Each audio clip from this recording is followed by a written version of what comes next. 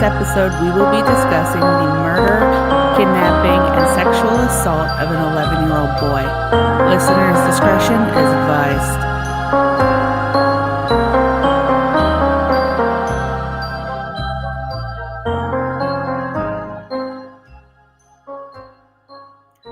All right. Pretty much time to get into it. Hello. Season 3? Season 3, right? Season 3. We are season 3, absolutely. All I think right. the bulk of season 2 was You in Delphi? was just me doing Delphi, that kind of stuff, and then I stepped away because Delphi was just getting too crazy, so I took a step back too, and we worked on getting some new equipment, and now we've got this new platform that we're using to record, and so we may be here we keeping go. it. We may not be keeping the platform. So if this sounds crappy, just come back to next episode and it'll be better. That's right. This is very much a pilot episode. Season 3 pilot episode, new software, but great equipment. Super stoked better about mic, the equipment. Better soundboard. Actually, a soundboard, period. But without further ado, should we get into it? Absolutely. I can't wait to hear what you've come up with. Okay. Well, I do want to start by saying, while we talk about today's story, a lot of the information being read will come from an insane amount of research done by Madeline Barron, whom is a podcaster for In the Dark.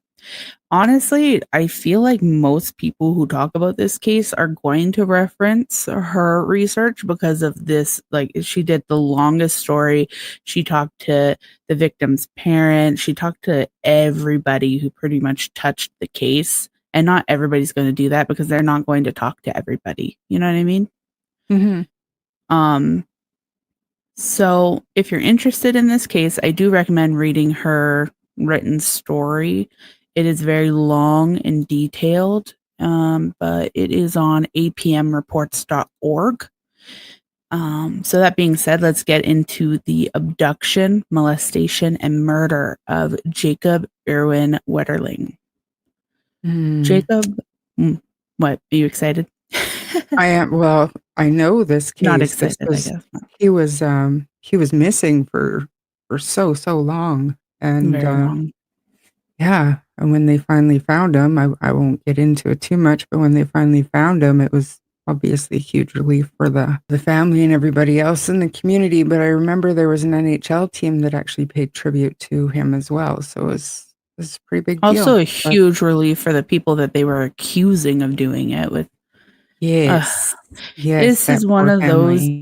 Yeah, this is one of those cases where the police dropped the ball, big time. And I just like to say, since we started podcasting and really researching these cases, it's really opened my eyes to how many cases are not investigated efficiently.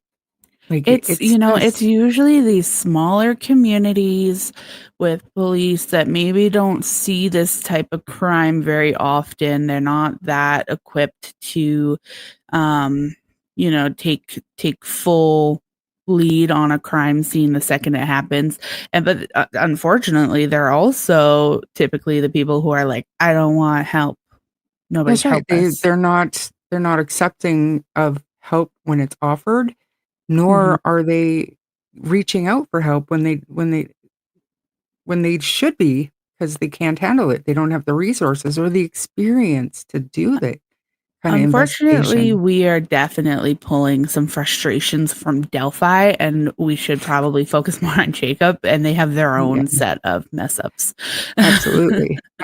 But it's not just Delphi, it's so many, and it's crazy, but I'll let you go on. Please continue.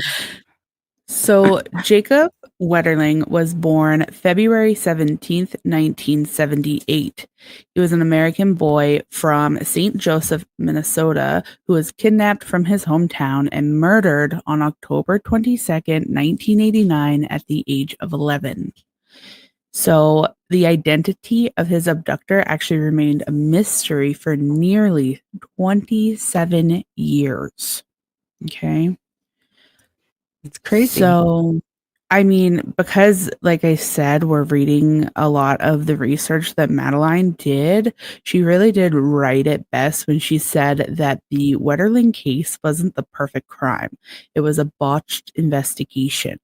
An APM reports investigation found that officers with the Stearns County Sheriff's Office failed to conduct some of the most basic police work in the critical first few hours after Jacob disappeared.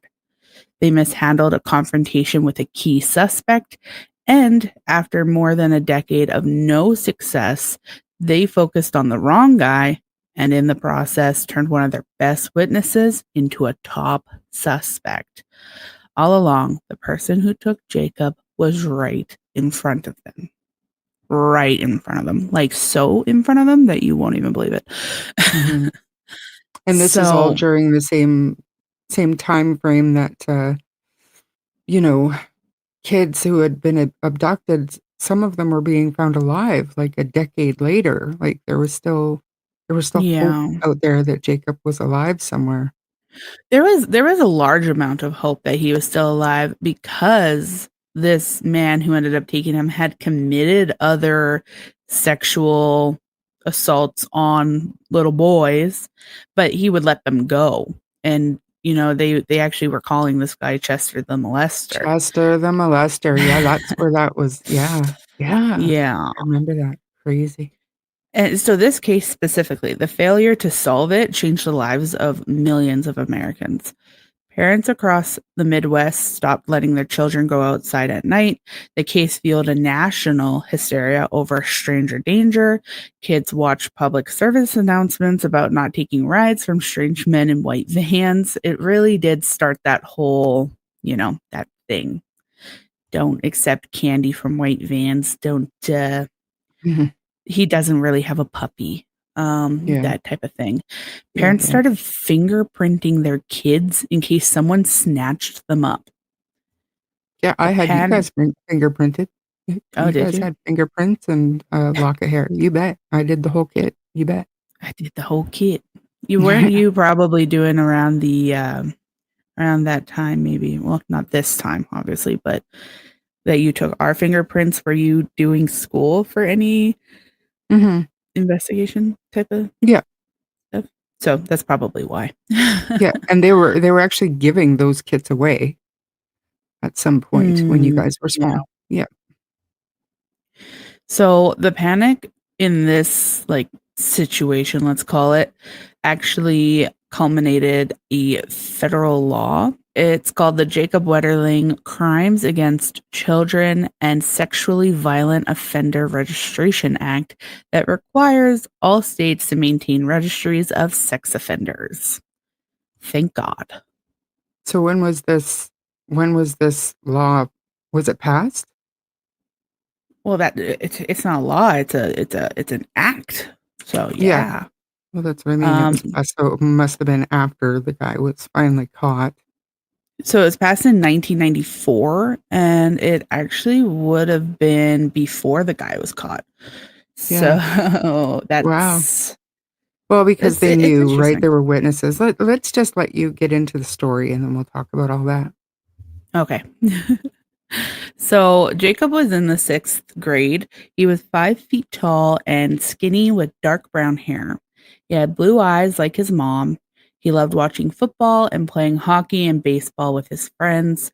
He pretended to be a sports announcer when he watched games on TV with his dad. He wanted to be a veterinarian, when he grew up. And unfortunately, that never happened.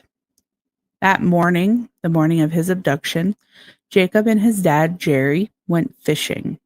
They came back home and everyone gathered around the TV to watch the Minnesota Vikings play the Detroit Lions. Later that afternoon, they went skating at an indoor ice rink in the evening. Jacob's parents headed out to a gathering at a friend's house about 20 miles away.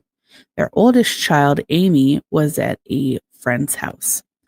So Jacob was at home with his brother Trevor, who was 10 years old. So they were very close in age. and his younger sister, Carmen, who was 8. His best friend, Aaron Larson, came over for a sleepover, and they ate pizza and hung out for a while until some point the boys came up with a plan to rent a movie from a nearby Tom Thumb store. But first, of course, they needed permission. The boys had never biked to the store that late before, so they ended up calling their parents. Patty told Trevor no because it was too dark, and then Trevor asked to talk to his dad, kind of like the typical, like, oh, you say no, I'm going to try again, but with the other parent. Jerry wasn't sure about the plan either. Mostly, but you know how like dads will look at their sons and they're like, they'll be fine. Like I used to do that when I was 8, and they're 10 and That's right, 11. and they're trying to give them a little bit more freedom, trying to, let them hmm be trying to let them be He responsible and his yeah. mind wasn't going towards, well, what if somebody, purposefully grabs them? His mind was more so, okay, well, make sure that you can be seen in the dark. Take your reflective vest so that you Mhm. don't get hit by a car.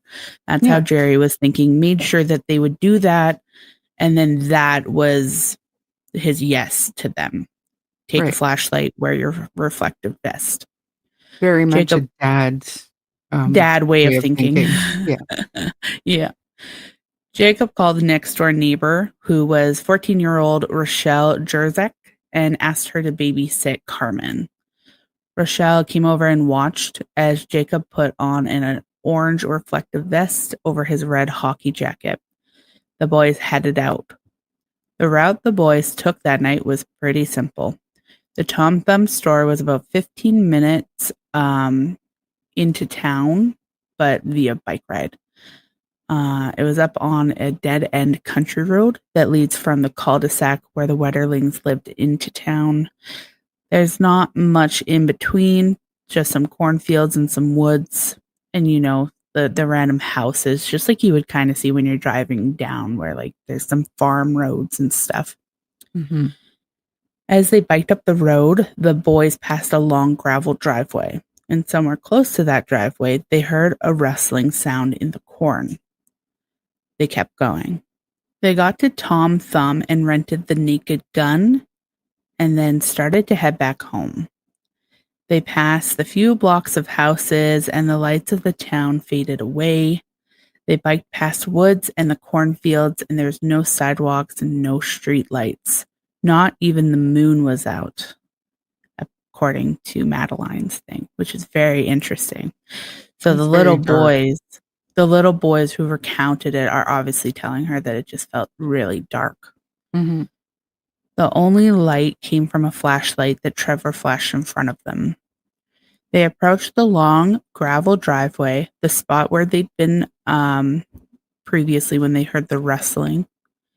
And unfortunately, they were almost at home when all of a sudden a man appeared on the road and started walking toward them. He was dressed in all black. His face was covered with something dark. It was hard to tell what, but later on, they said that it kind of looked like nylon. The man told the boys he had a gun. He ordered them into the ditch and told them to lie down. At first, Jacob's best friend Aaron thought it was just some kind of a prank. Maybe an older kid was messing with them, kind of an early Halloween joke. The man told Trevor to turn off his flashlight, and he asked Trevor his age. So once again, Trevor was 10 years old, and he then told Trevor, because he was the younger of the two, barely. He told him to run as fast as he could into the woods or he'd shoot. Next, he turned to Aaron and asked him his age, and Aaron said 11.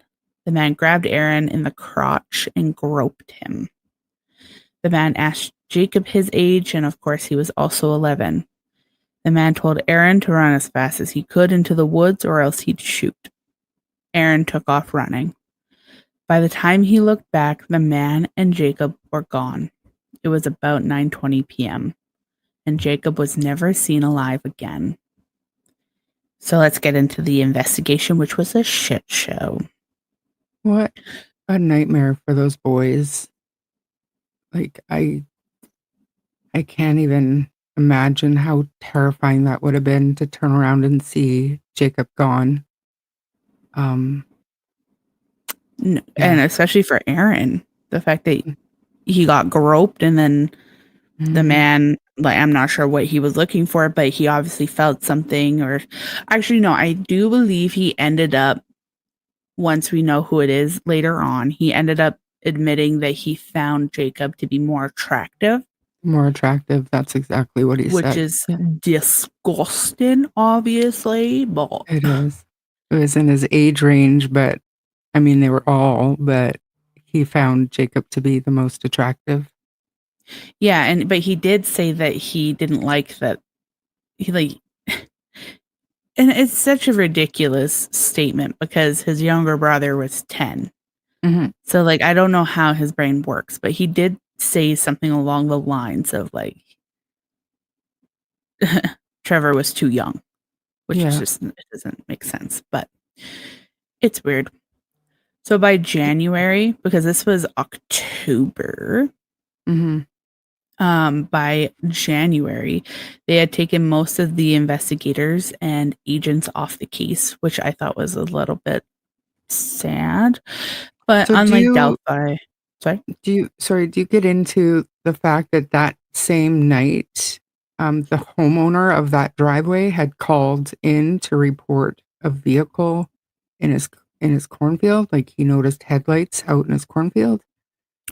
Well, we do get into quite a bit because I think you're talking about the music teacher. Yeah. And he ended up, so when they asked him what if he's seen anything suspicious, he actually ended up stating two vehicles were kind of suspicious. And that wouldn't have really assisted them because it kind of sent them down the thinking that this guy had a vehicle right there and he didn't. So it's kind of weird because they were looking at one set of tire tracks, but they weren't like taken into evidence properly, and they let a different vehicle drive through it anyway, which it was actually Mhm. the music teacher that next morning going Mhm. to work. So there's just so much to it. But yeah, I do have some of the information in here for sure, just going through the rest of that night and how the investigation was botched. Because the Mhm. second that Jacob went missing, now this is a discussion on how the police went into action.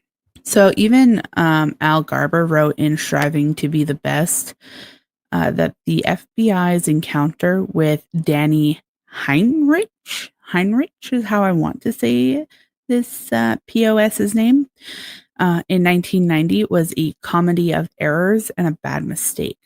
Before this, about 9 months, I believe, 12-year-old Jared Sherrill was taken, sexually assaulted, and let go in nearby Cold Spring. So one of the boys that was sexually assaulted but let go. He was doing this before he took Jacob and killed him.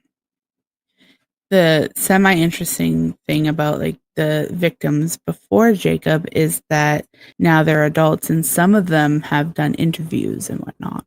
Jared told us in 2014 that his abductor let him go after threatening him. So he said that I was dropped off and told to run, don't look back, where he would shoot. So obviously that's a little bit of his MO that he would tell them, don't look back or I'll shoot you. Yeah. So at the press conference in 1989, investigators unveiled a sketch that Jared had helped create, which bears a striking resemblance to Danny Heinrich. So again, he's the POS. The FBI interviewed Danny for the first time 2 days later. They then surveilled Danny for weeks without success. Allegedly, I suppose. They really didn't see him doing weird stuff, which is kind of hard to believe. But also, January of 1990, the FBI had determined Danny's shoe print and tire track were consistent with prints left at the Wetterling scene, which is weird because later on we find out that a man named Kevin and his girlfriend left the track there. Like, they didn't really get witness statements properly, and they ended up finding out that they had seen stuff like the bikes that were left from the boys, and they thought it was weird. So it was a very small time frame where before the police got there, they must have seen it. They did a U-turn, they looked, it was their tire tracks. Innocent bystanders that didn't know, kind of Mhm. thing. They thought that the bikes being there were weird, and they did volunteer the information for police to just not really focus on it, I guess. So I'm kind of focusing on Jared's case a little bit just because it really does highlight the rest of the investigation for Jacob's case and how bad it really was. Because Garber wrote, finally, we convinced the county attorney to charge the man with the Cold Spring, Jared's kidnapping, and it proved to be a bad mistake. So Danny was arrested on February 9th, 1990, and they wrote, this is when he said, what followed was a comedy of errors. FBI profilers were flown into St. Cloud to help with Danny's interrogation. He was in the Minnesota National Guard at the time. FBI profilers placed a flag and special lights in the room, but Danny said he wanted a lawyer, and that was the end of the interview. Danny himself described the encounter in a WCCO undercover investigation in 1996. He pretty much said that he was sitting there and they were saying, we know it's you, it's you, it's you, it's you. And he just kept saying, no, it isn't, no, it isn't, no, it isn't, until he finally said, I have nothing more to say until I speak to a lawyer. The charges were dropped and Danny was released. Garber writes that the county attorney never wanted to charge Danny and that the FBI did not tell BCA that the charges were coming.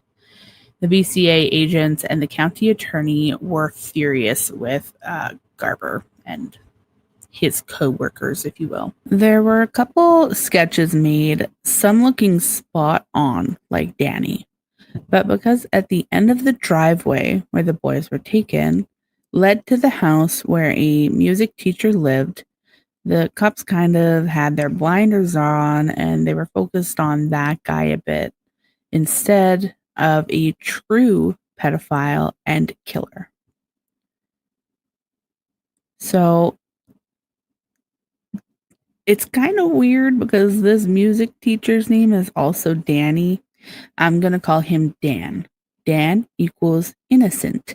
Danny equals POS. Piece of shit.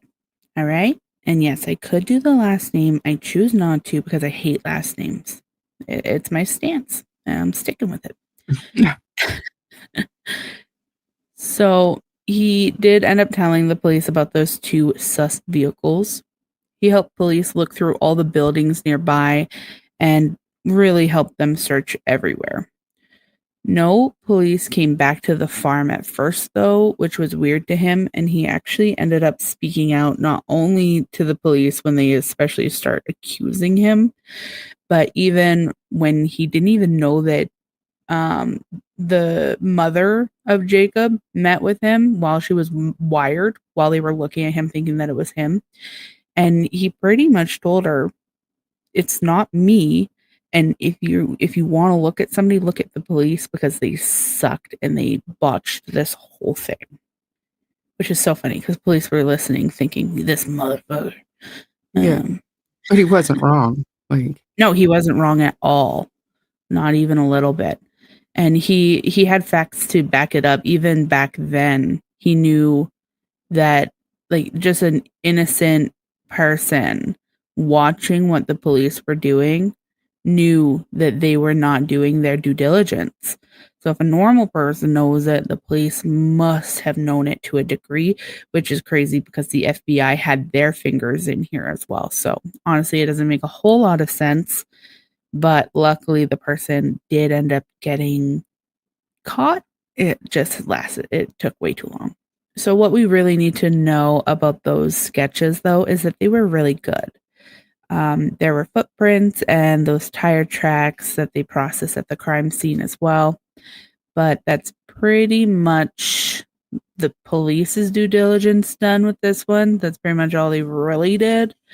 One cop actually even accidentally let Dan drive across the crime scene to leave his house.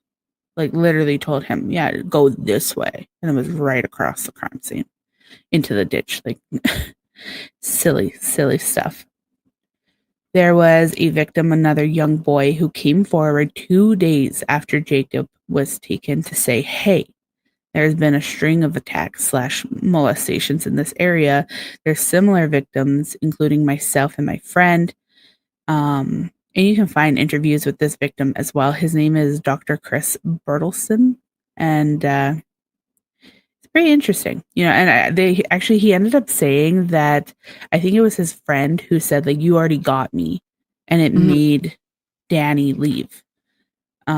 He was like, oh shit, then I better get out of here if I already got you. And it wasn't true, but the kid was like, he just said it because he was just kind of like, please leave me alone kind of thing. Yeah, didn't that kid have a history of being abused?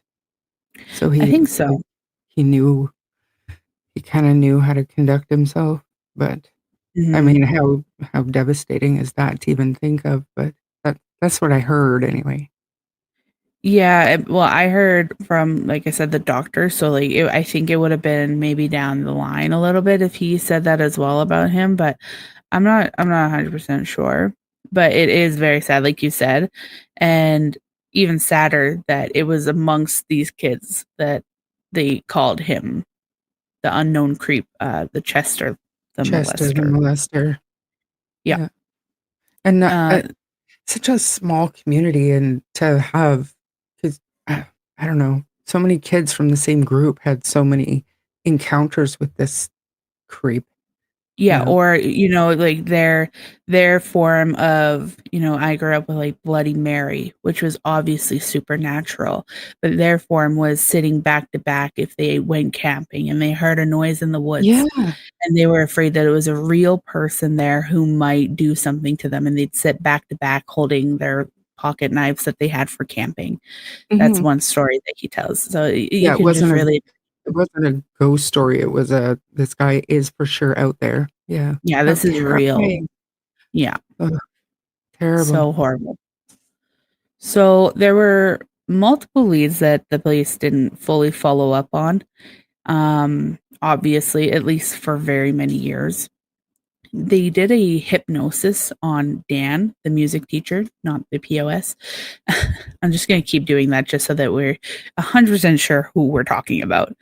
And if you watch the hypnosis, even just a little bit, we can play a little bit here. It is just sad, and it didn't reveal anything except that he felt some form of guilt of feeling like he could have done something that would have saved this little boy. So I'll play that here. I wish I would have. I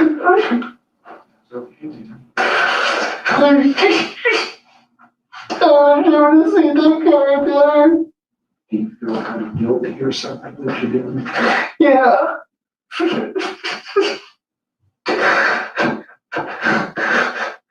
I could have stopped it from happening.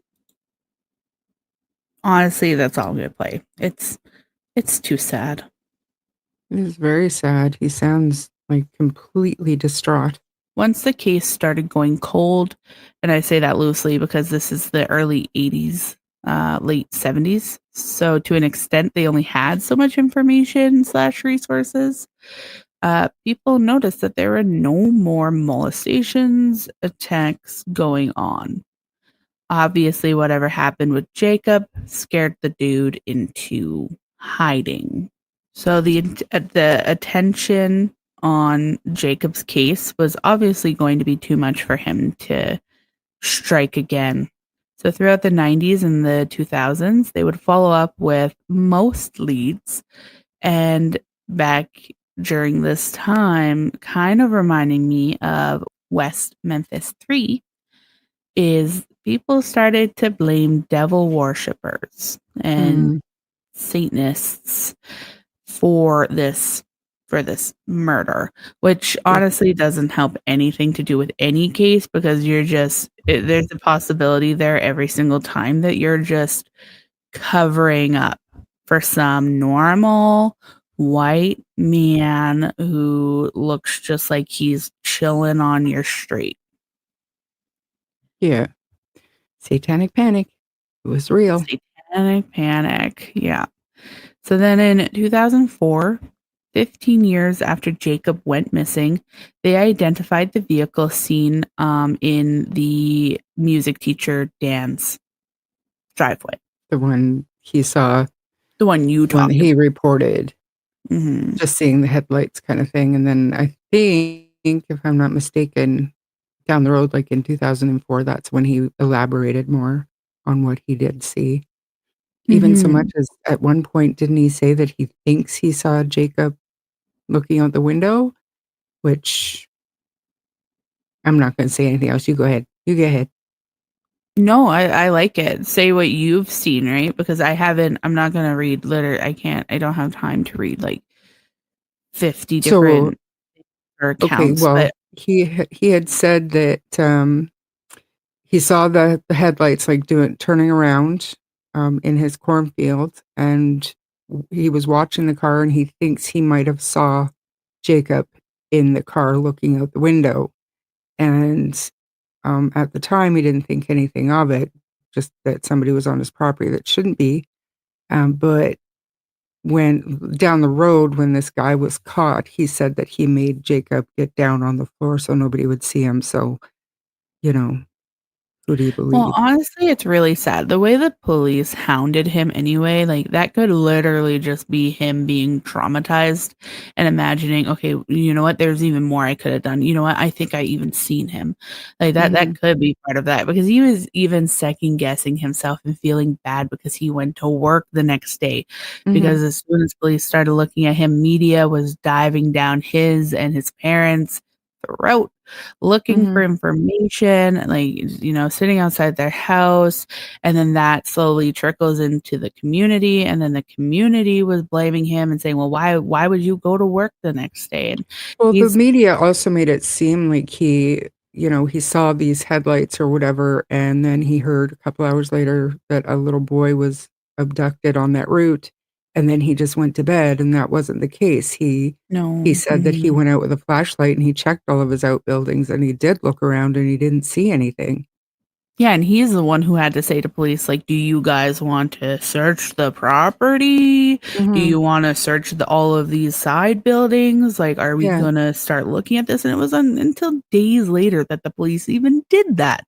yeah. So, he did care about it, but to the police, they were like, "Well, you know who probably did it right at the end of the driveway? We don't think that there was a vehicle involved. So the only thing that makes sense is this guy." And guess what? His parents were gone that night, so he decided to sit in Yeah, his cornfield and wait for little boys to drive by. that's right, yeah, Make it make sense, but whatever. yeah. Um, And let's be real, mainstream media recently, we we've come to find out that they will report on certain aspects of stories and statements, but very rarely do we hear the whole story. Ew. Yeah, and I'm not gonna be one of the people who say that it's just mainstream media. It's all media, and um, it's just a fact. People's opinions. It's human nature. People's opinions end up going into a story. As somebody who worked in journalism, and I've just grown to try and be as biased as I can. Even I had stories that like people would jump on, and it would be like, ugh, ugh. Unfortunately, when you're the media, you can't get it right and you can't get it wrong. So, you do one story on it, but guess what? Everybody else is doing a story on it as well, and they think you're reliable. So now it's like a river trickle effect of everybody going for a source that they thought was reliable, is how I see it anyway. Yeah, no, fair enough, fair enough. Unfortunately, because of all of that, Dan, the music teacher, was feeling pretty shitty about himself. Um, so this is when people start to go to town on Dan. The person who drove that vehicle came forward almost immediately. Once the police reviewed 15 years later, they noticed these mistakes and that they also make their own like preconceptions at first. Because I don't think the vehicle that he's seen, Shar, I don't believe that was actually Danny. So I don't think it's possible that he would have Oh, you seen Jacob. don't? No, I don't. I don't think he parked there. I think he parked. I think he parked a bit down the street, not the Oh, driveway. Hmm. see, and I mean, I could be mistaken, but I thought he Unless he admitted used that it to he turn around, which is I very thought possible. he said that he was parked on the other side of the cornfield and walked through and then used the cornfield to turn around. But Okay, so yeah, to turn around, that might make sense. What we should do at the end of this is because he ended up taking a plea deal, which is jumping forward a little bit, but it was in kind of like he had to tell his story and say where Jacob was. So it would be interesting. Maybe we'll just pull that up and we'll read what he ended up saying happened out of his own words, mhm, which should be loosely taken because I mean he is yeah, a pedo, but and he's still gonna minimize, yeah, for sure. yeah. So one thing that I thought was very interesting was kind of almost how confrontational Dan, the music teacher, was with police. So when they're like trying to convict him of it in interrogation statements, um, the way he fights back, he's like, "Well, it was so sloppy that I could have done it and been off scot free." Yes, Like yeah, imagine saying that to police. That's very very funny. He was, and like they're like, "What do you mean by that?" He's like, "I mean, you guys suck." yeah. Not Yeah, not exactly the exactly smartest the thing way to to do, but convince them of your innocence, for sure.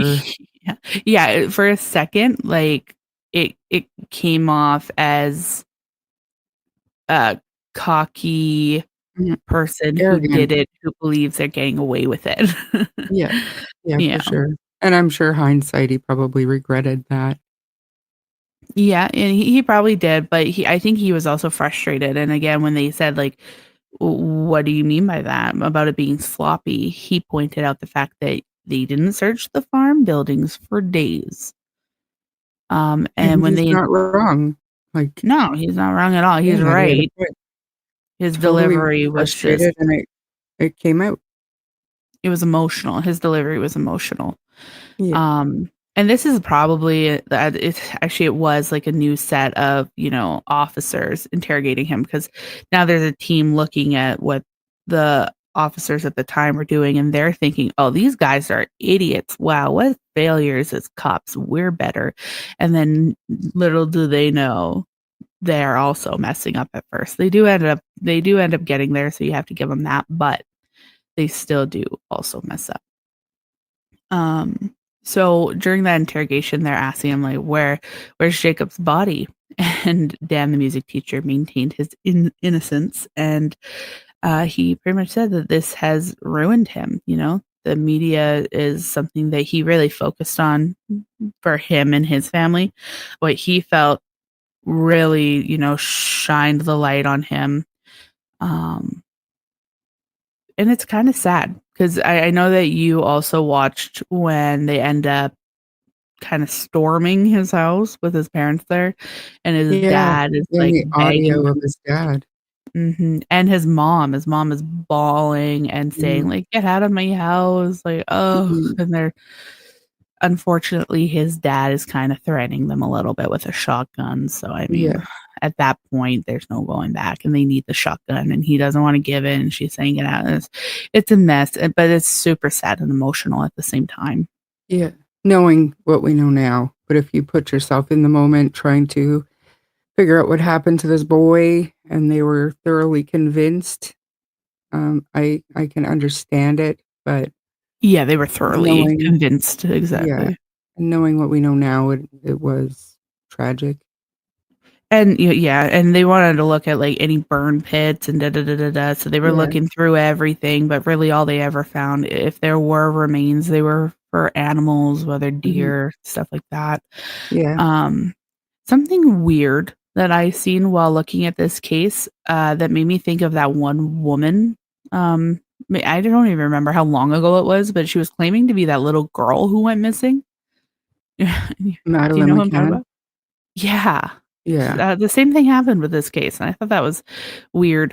A Yeah, man right. contacted Yeah. Patty and said he was Jacob, and she was like, okay. And they went as far as checking the blood type, which when that woman was on Dr. Phil, he was kind of saying, like, well, there's things we can do to see, Mhm. which that story is so dead now. And I'm guessing it's because they did some kind of test and proved that it wasn't her.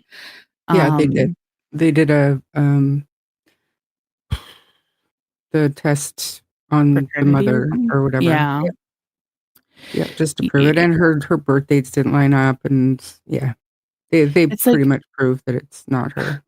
it's that meme where it's like, it happened once, and it's kind of weird though, right? That it happened twice. Like, I'm sure it happens Mhm, more often, but mhm, it's just really a sad thing to think about for Patty, Jacob's mom. The fact that mhm. she was like, okay, well, she had some kind of hope to it, And and willing to through, track down every yeah, single lead, right? I mean, who as a mom, who wouldn't? But different it's blood type terrible. wasn't him.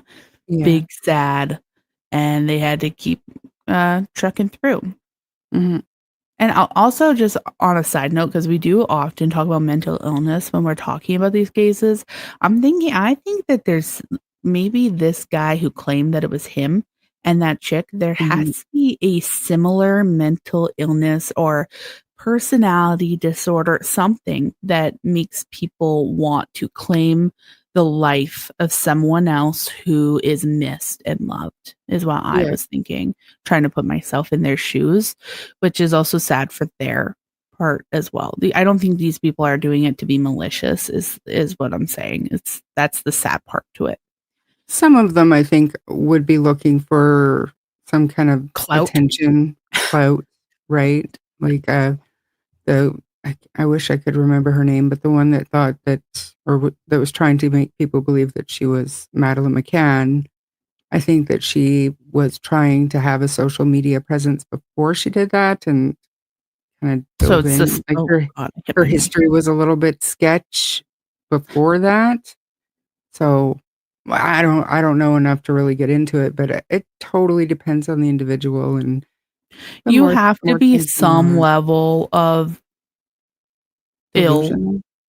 Yeah. ill to be able to, like, go on Dr. Phil and, like, double up, triple up on it. Like, Oh, I couldn't absolutely. get grilled like that at Dr. Phil. If she already had her fame at a certain point there, Mhm. and I don't know. She has to be some kind of crazy or ill, which can be the same thing. Okay, sorry. Moving on. Like I said before, Dad met with Patty once while she was wired.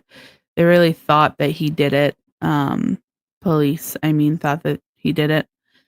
And obviously, Patty probably was just going with police for a little bit there because she just wanted to know who took her son. And that's when he told her that the police and FBI were idiots. And he said that, by the way. No, he like literally said that. He was like, all I can say is the police and FBI are idiots. Yeah, And she then was the wearing a wire police are and had heard listening. that recording, yeah. Yeah, yeah. Do we want to play a clip of the sadness? Which sadness. The father yelling at them to get out of the house. Sure. No, you're not gonna go get it. I'll give you the shotgun. Yes, but you get out of this house. For God's sake, Then I'll give you the shotgun. no. Get out of this house. Get out of here. Get out of here. Calm down. Get out of this house. We're walking out. I'm walking out. Rita, we gotta leave. Come on. No. It's either that or Jim. Oh, for Come on. God's sake. Come on. Let's go with the dance. Oh, Rita. my God. You have to leave. I won't leave. Okay, you're under arrest. You're going to jail. Oh. Stand up or you're going to jail. Yeah, they tried to file a complaint, but unfortunately it went nowhere like most complaints in this situation do. The investigators had a roundtable type of thing. They reviewed everything. They had some fresh eyes review as well. And that's when they noticed the man who was charged and released and how much information matched him and what they thought that he did back in the 90s. And this is Danny. They were like, oh, we need to look into this, obviously. At this point, Danny was 53 and still looked like the sketches. Like, he still looked like the sketches. He looks like them. You can look at him, you look at the sketches. It's the same person. He matched the descriptions and he wore similar clothes. He had the twang that was described, all of it. Police got a warrant to search Danny's house and his parents' house. 2015 warrant allowed police to search for human remains and look at electronics and pretty much everything he had. They noticed a few things of interest, and before even doing so, the conversation that they had with Danny to kind of say like, well, we got a warrant and we want to look at your house and just see if there's anything that we'll find. During that conversation, Danny warned them about a few things, including porn, and then slowly kind of says, well, there's this kind and this kind. And the police actually kind of push for it. Like, what are we going to find? Is it, do you have some child porn? He's like, yeah, some. They're like, well, that's not that bad. They're just trying to make him feel okay that they're about to find what they really did find, which was 19 3-ring binders filled with pornography, child pornography, other things as well. Some being children with clothes on, some with children without their clothes on, some taken online, some taken from just himself, whether it was, there was one where he had, I can't remember if it was a piece of candy or something like that, cliche. He had put it down near his front door. So when the newspaper boy came, bent over to grab it, and he filmed this little boy picking it up. Like, he was disgusting. And he ended up just calling himself and summing himself up to be a dirty old man during that conversation before the warrant. You don't realize what I went through back in that day. No, I don't. I know you don't want to talk about it. No, I really don't. But all I got is a couple little police reports. They didn't do police reports like they do now, so I don't have a lot of information. So- you can remember back what they all talked to you back in the day, or? I'd rather not go over it. I've got better feelings over it. And, But you do know you're not under arrest. You can leave whenever you want. We do have to search it. We have a warrant, which I'll give you a copy, so we have the right to be here. yeah, I'm a dirty old man. I mean, if you're saying you actually have like a big tote full of them, Oh, that's a load of them. like 100 or more, or Several hundred or better. 700 or better. Good pieces. There was a point in that interview too where they come right out and asked him, "Did you kill Jacob Wetterling?" He's like, "No." So yeah, he was a gross person. Just that during that interview, like he was rambling on about some of the things that the police had asked him way back in the day, quote unquote, about, did you kill Jacob Wetterling? And he, no. And what, did you bury him? And then he kind of cut himself off there and kind of trailed off. It was just very suspect. Yes, Suspicious. and eerie to go back and watch after knowing what we know now. Yeah, and you can tell with his body language and everything, he is like, fuck.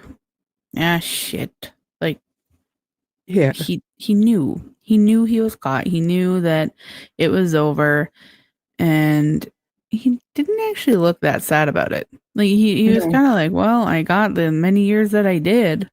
It didn't even affect him. He was still able to commit all these horrible crimes and live the life that he wanted, and then go to jail for like the rest of his little whatever.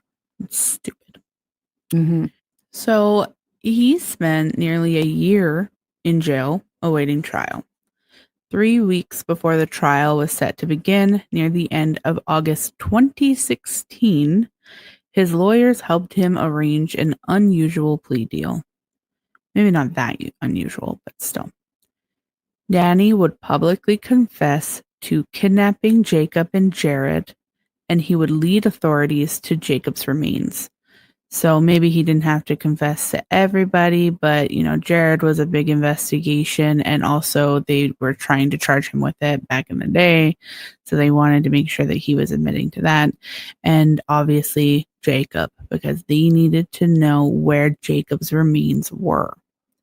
And also a big part of that deal was he didn't want to plead guilty to any child pornography or anything like that. So Mm-hmm.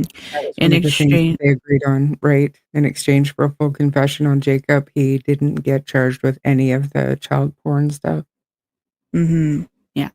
In exchange, prosecutors would not charge him with kidnapping or murdering Jacob, and would drop all but one of the child pornography counts against him. Authorities would also agree not to ask Danny about the Painesville cases or any other crimes. I had that backwards. I thought that he was charged with Jacob and wasn't charged with molestation, but it was the opposite. Danny would plead guilty to the one count of child pornography and would serve 17 to 20 years in prison, and he'd be in his early 70s when he got out. U.S. Attorney Andy Luger took the deal.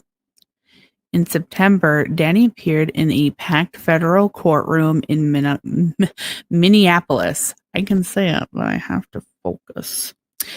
He walked up to face the judge with an attorney on either side and began to talk. His confession was graphic, awful, and detailed. Much more detailed than a lot of people expected. He laid out a whole story with action, second-guessing, reflection, and dialogue. Second-guessing meaning, the thoughts that he had with every choice that he made.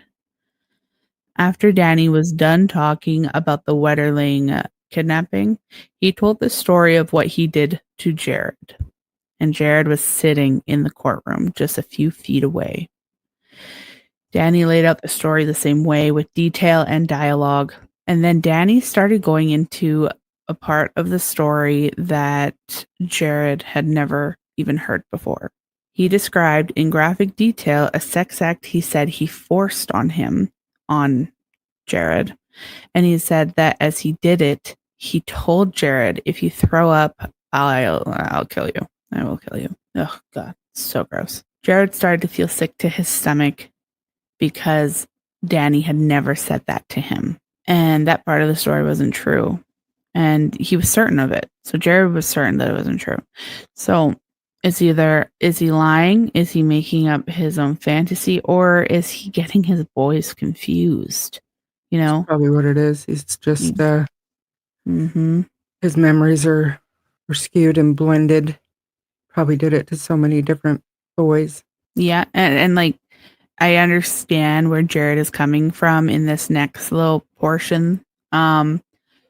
I don't believe that Danny did this to dig at Jared. I truly believe he was a sick fuck who had so many victims that a little boy was a little boy to him at this point. But Jared said, quote, I personally took it as a shot at me. And that's the moment where I just kind of wanted to stand up and say, you don't have a right to tell your accounts. I'll tell you my accounts. So yeah, it's pretty sad. And fair. So fair. The most important part of the plea deal involved Jacob's remains. It was his greatest point of leverage. That's why they dropped so many charges and stuff against him. It's because at the end of the day, he's already gotten to live over 20 years of prime 20 years of his life. And now it's about Jacob and his remains. How do we get those back? So he really did have one of the greatest levels of leverage there. He was the only one who knew the location of the site. According to law enforcement, he'd kept it secret for nearly 27 years. Therefore, no witnesses around him, nobody else really knew. It was such an important piece of information that authorities agreed to let him get away with murder in exchange for revealing it. At the news conference announcing the plea deal, one of the prosecutors said he wasn't sure if anyone had searched the area before where they actually found the body, where they were led to. And he ended up saying that it was very remote. But days before an agreement to the plea deal was reached, investigators got Danny out of jail, put him in handcuffs, and loaded him into a car. Danny brought them to the area he said he had taken Jacob Wetterling on the night of October 22nd, 1989, sexually assaulted him, killed him, and buried his body. Authorities haven't revealed the exact spot where he murdered Jacob, but they found it by piecing, news found it by piecing together information from property records and Danny's confession, not to mention interviews with neighbors and other records. But he also, he had buried him and then went back and still saw his coat, I believe. Yeah, I get there. So okay. I'll let you go. Okay. The place where Danny murdered Jacob was not a remote area. So again, that was what I was saying was what police said. The place where Danny murdered Jacob was not a remote area. It was just outside of downtown Painesville, right off the main road into town, out in a field near a gravel pit. It wasn't a random location either. This was a spot that Danny knew well. It was the place where Dwayne Hart, the sexual psychopath who lived in Painesville, used to take boys and sexually assault them when Danny was a kid. It was the place that had a nickname that was familiar to Danny's childhood friends, the ones who said law enforcement never talked to them. It was called the Big Valley. In Danny's confession, he said he moved Jacob's remains across the street about a year after the murder and buried them in a hole about 2 feet deep. That's the spot where Danny led authorities in August. It's in a cow pasture owned by a farmer named Doug Voss. The investigators' plan was to use a metal detector to try and get a reading on the metal buttons from Jacob's red jacket that he had worn that night. For nearly 27 years, investigators had told people to be on the lookout for Jacob's red jacket. They even had a replica made of it just so everyone would know what it looked like. The red jacket was the most recognizable sign of Jacob. It was what everyone had been looking for since that first night. And out in the pasture that day, as they got closer, an investigator noticed something poking out of the dirt, which was a piece of red fabric. It was the jacket right there, sticking out of the mud in Doug Voss's cow pasture, right across from the Big Valley, just out there for anyone to see. And Madeline wrote it so well, and it hits, and it gives you chills. It does, to think that all those years that went by, nobody went around that area or close enough, Not or even paid Doug attention to Voss. notice it, right? Like, it's just, And it's even more suspicious because there was a group of people. It wasn't just one person. It wasn't a secret. It wasn't a huge secret, at least. This place had a name, the Big Valley. So you're telling me somehow nobody ever went there and seen it? It's just absolutely insane and disheartening, truly. So what we did say was, let's see if we can find, because I mean, we're not really one of those podcasts that self-edit ourselves. We don't censor ourselves. So let's see if we can find this guy's, what would it be called? Would it be testimony? No. confession. So now to end this off, we are going to read the transcript from his confession with Shar reading as the district attorney, or is that what you said that you were? Yeah. Yeah, and I will the be prosecutor. I'll be Danny POS. On October 22nd, 1989, did you kidnap, sexually assault, and murder Jacob Wetterling? Yes, I did. I need you to tell the court what happened on that evening beginning around 8 p.m. in the city and town of St. Joseph, that area. I was driving on a road, a dead-end road. I noticed 3 children on their bicycles with a flashlight. I pulled into a driveway, passed after they passed me, turned around, and faced the direction of the road that they were coming back on. Approximately 20 minutes or so later, they came back. I stepped out of my car. I put a mask on. I reached for my revolver. I proceeded onto the road. I confronted them. I told them to get into the ditch with their bicycles. They cooperated. They did. I asked their names, their ages. Do you recall what their answers were? Not right offhand. I don't know. Do you know that the 3 children involved were Jacob Wetterling, Trevor Wetterling, and Aaron Larson? That's correct. You indicated that you took out your revolver. Can you please describe the revolver? What caliber and type was it? .38 Special Smith & Wesson snub nose. After you confronted the children, what did you ask them to do? I asked. Well, they offered me a tape, and I knocked that down. They tried to shine a flashlight in my face, and I said, no, don't do that. The tape was a videotape Yes. that they had rented Yes. from the local store? Yes. Okay. Yes. Yes. After you knocked it down, what did you say to them? I told Trevor and Aaron to run away, not look back, or I would shoot, and I took Jacob back to my car.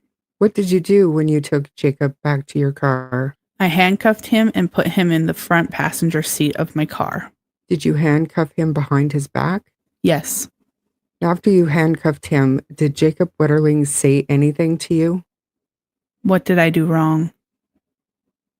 Okay. What did you do after you placed him in your vehicle? I got into my car and we drove out of town, out of St. Joe. On the way out of St. Joe, I had the scanner on. A lot of police activity started coming over the radio, so I decided I would head back to my hometown of Painesville. Now, you said a scanner. Can you just briefly describe the scanner? A Regency 50 channel scanner. For the purpose of listening to police calls, that's correct. Did you instruct Jacob Wetterling to do anything while you were driving on that road? On the way out of St. Joseph, I told him to duck down, lean forward in the seat.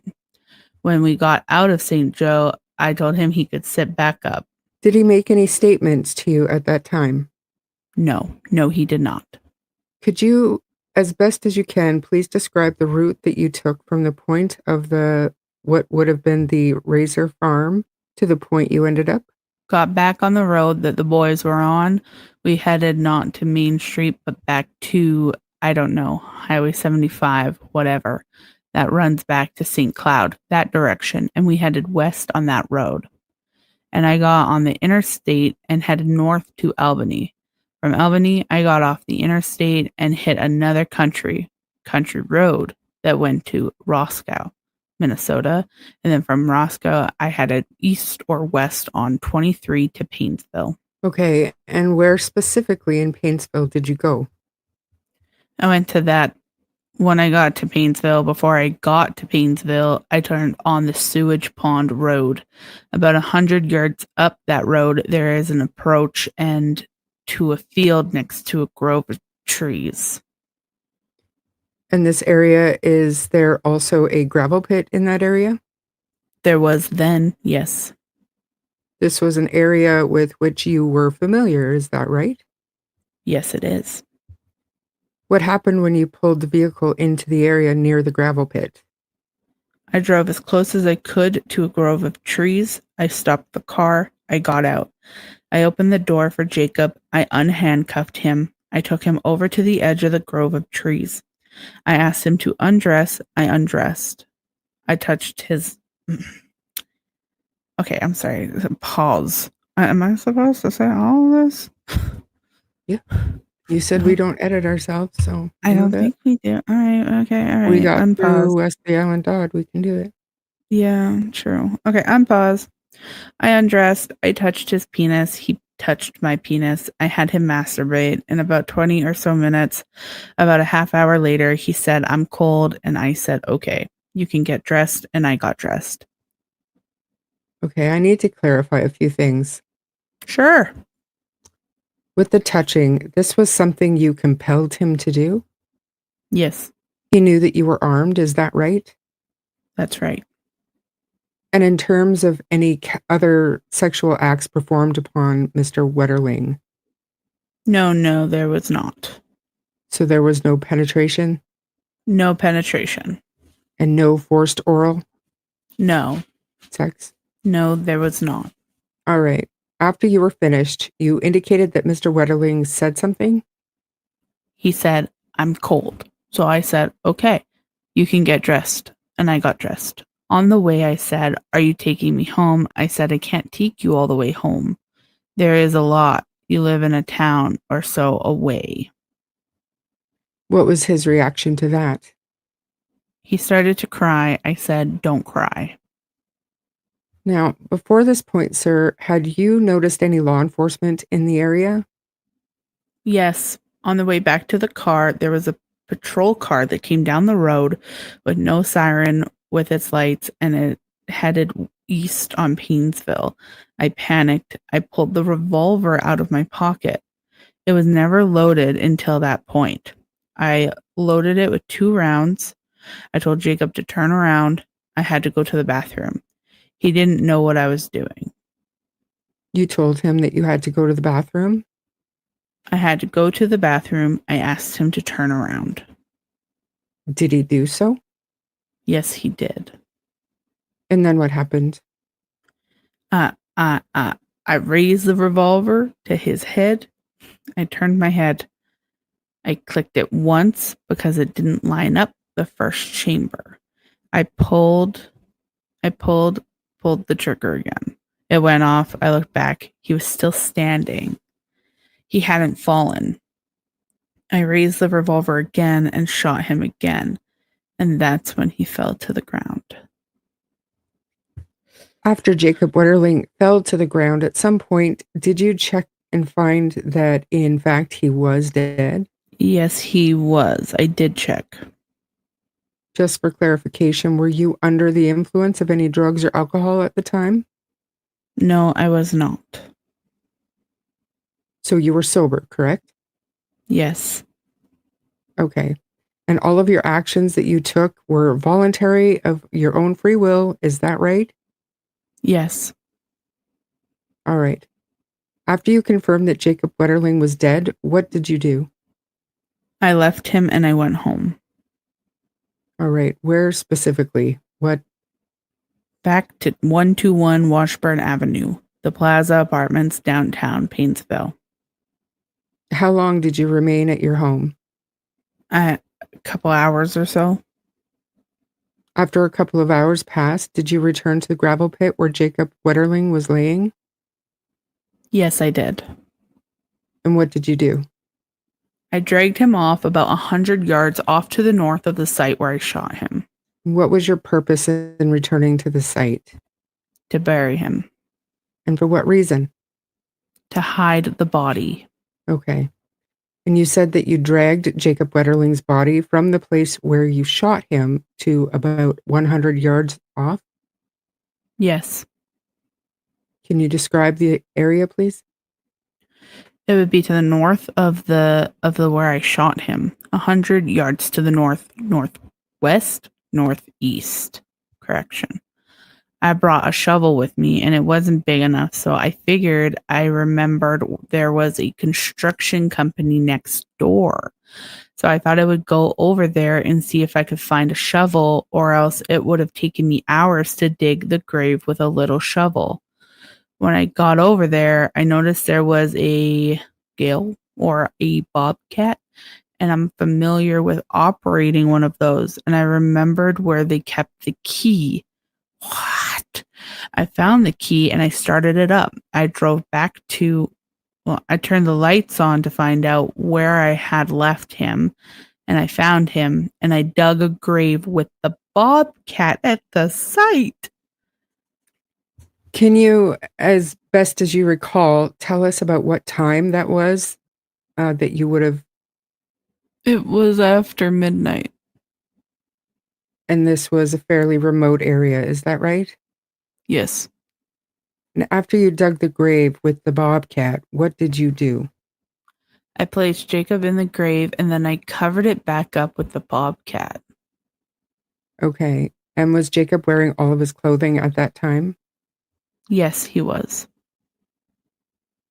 And can you recall or can you describe what you recall clothing he was wearing? His reflective vest, his red jacket, blue sweatpants, tennis shoes came off when I put him into the grave. So I threw them. I didn't bury them with him in the grave. That is so sloppy. Anyway, keep on. Okay. After you covered Jacob's body back up with the bobcat, you returned to the bobcat to the construction site? Yes, I did. Did you return to the site to make any effort to conceal what you did? Yes, I did. I camouflaged the area with grass and brush. I should say I didn't return with my car. I walked back to the scene then. You had walked back to the scene from your From my Painesville? from my apartment. That's correct. All right. And then after you returned the bobcat and camouflaged the site, did you walk back home? I walked back home and threw his tennis shoes into a ravine about another 100 yards down the road. What was your purpose in removing the shoes and throwing them? I just noticed that I hadn't buried them with him, so All right. And then you returned home. that's correct. I'm just looking to see. That is crazy that he used a bobcat. Mm-hmm. And his shirt was still, or his jacket was still sticking up. Like, yeah, and his jacket was still sticking out. That's crazy. I thought that too. mm-hmm. Oh, and then okay, so they do talk about that. Well, just that he goes back. Like, I don't know that we have to keep reading the. No, I don't mean that. I'm just saying about the jacket. They did say, did it cause you concern that you could see the jacket? Yes, it did. What did you do? I can't remember. I had a bag with me, a garbage bag. I placed his jacket, his bones, his skull into that bag to move. I figured I've got to move it. So he did it again. Yeah, no, he moved it across the street. Across that road. Yeah. Yeah. He walked over the highway. That's crazy. And also, he felt the need to murder him because he had him masturbate with him. Yeah, and like he panicked. And not to a patrol car. I mean, I honestly, I call bullshit. I right? Yeah. Like, fuck off. There's no way. There is no way. The epitome of minimizing and deflecting. Like, he's such a piece of shit and he's lying. But that is so crazy. Oh, and then he goes into Jared. And honestly, I think that's such bullshit. And the fact that the one other person that could have told their story wasn't in the courtroom for this story. And he's saying, oh, yeah, we just masturbated, da, da, da, da. And then it ends there. But then he has to go into specific detail or more common detail with what he actually did to these boys because Jared was there. I'm already reading it and like, yeah. So they're saying, so what he did to Jared was he attempted oral on Jared. He said that it didn't work out too good. So he asked Jared to do the same thing to him. Yes, he did. So he complied. And then, okay, so did you issue any instructions? He told him that he had to.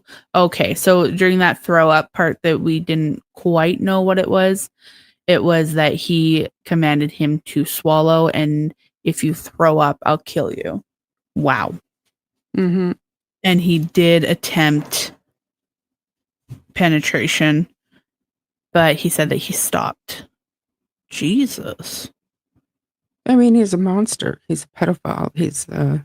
There's no way that's all he did before he shot a kid in the frickin' head. No. He, if anything, he likely did more to Jacob than he had ever done before, and he knew, oh shit, I need to That's make sure right. that And he this is probably done. left DNA, and you bet. You bet. Oh, wow. Wow, Just a wow, sick wow. note. Sad So case, but thankfully he was found. thankfully he's found, but he wasn't charged with murder. I want I to go think over at those charges, but my mouse is dead. this Danny's age, the finality for the family to finally have Jacob home is worth something. And then they also got the full confession, right? So it wasn't a total wash. They You're knew what telling me- happened. They got him back. So he's in jail for the rest of his life or in prison for the rest of his life. So I understand why the family and the DA would go forward with this deal. I get it. So it doesn't matter what you're in prison for at some point. You've confessed to what they needed to know. And you got enough time on your sentence that it's a life sentence. You're going to die in prison. So I think, Is he going to die in prison? That's what I'm looking for right now, to be like, okay, so if he got that many years, how old is he? like- He could see daylight. I don't think so. They would have sentenced him to consecutive sentences for different counts. And He was sentenced to they- 20 years for child pornography, 2 months after confessing to abducting, molesting, and killing. So just 20 years, Shar. He's set to be released in 2021. Wait. Oh wait, no, that's somebody else. Oh, inmates Peter Mandoff, the brother of Bernie Madoff. I don't know who they are. 20 years, and he was 53. So he could be out by the time he's 73. No, he would be out by the time he's 73. But I don't know how the states work. Is it 20 years until he's eligible for parole? No, he was sentenced to 20 years. He wasn't convicted or charged of murder. No, I know.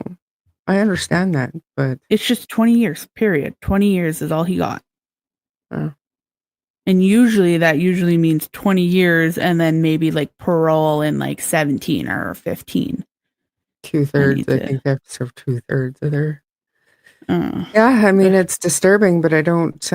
Is he still alive today, yes. or did the prison justice get him? Nope, he's alive and he's looking chunky, like a chunky monkey.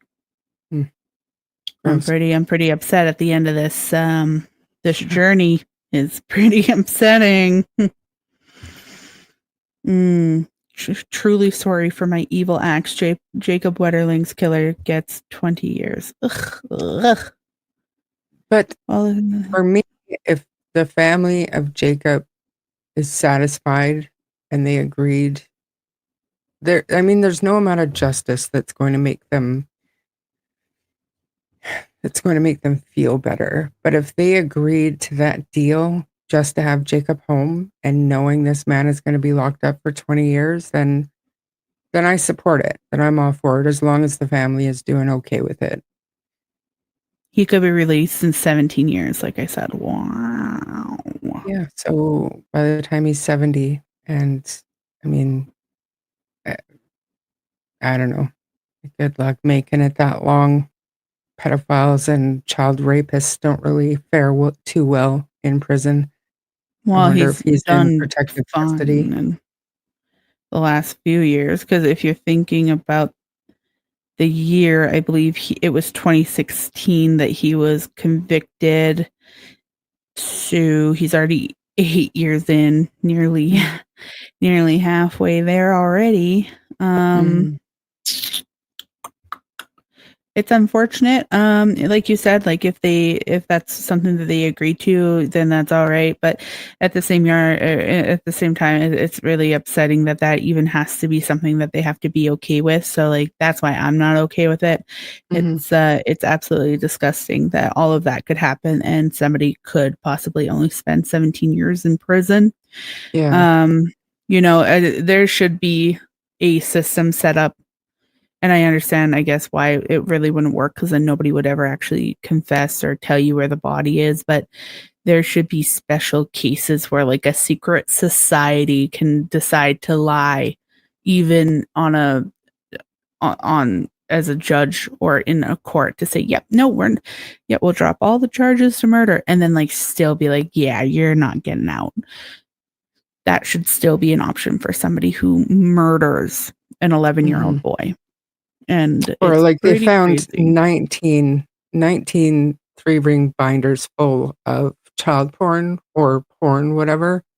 So every single picture can be one count. So I think, I mean, I'm a little confused as to why it was only 20 years combined. Because he wouldn't tell them where the body was unless they dropped all but one count of child pornography. Oh, I see. So Okay, one single. Well, like I said, it was just, to have Jacob come home and have a full confession, to know what happened, would end so much torture for his family. And start Really. so much other torture for all of his victims that are still living and who will live past the point of him getting out of prison if he does. And maybe they can go after him at that point, or maybe there's something. Why? So they can go to prison? They'll just go to prison if they do that. No. I don't mean vigilante justice. I mean pursuing their own charges against him. Well, they can't. Like, I don't know. They can't because of this plea deal. Yeah, but it was only Jacob and then child porn. But if there's other victims out there, I mean, that would be a completely separate thing. Like how Danny said he told Jared this one thing, and Jared's like, no, he never said that. That didn't happen. Then so we know there's another victim out there, unless that happened with Jacob. That's sad. That's pretty fucked up. That is fricked right up. It is. I think I gotta move past this one because it's pretty crazy that he is nearly halfway through that sentence, and all because he hit a body not too good. He gets to still kind of live his life. Yeah. Pretty crazy. Sad. If you enjoyed this episode, please subscribe to the podcast and share it with your friends. If you don't mind giving us a 5-star rating, it will help our show grow. You can also find us on Facebook, TikTok, and X at True Crime Story Podcast, where the discussion can continue. If you wish to contact us, you may do so via email at truecrimestorypod@gmail.com. Remember to send in your podcast episode, case suggestions, or requests. Hop over to our Patreon for bonus content, or you can go to buymeacoffee.com to support the show. Thank you so much for listening. I'm Bree. And I'm Char. And we'll see you in the next chapter.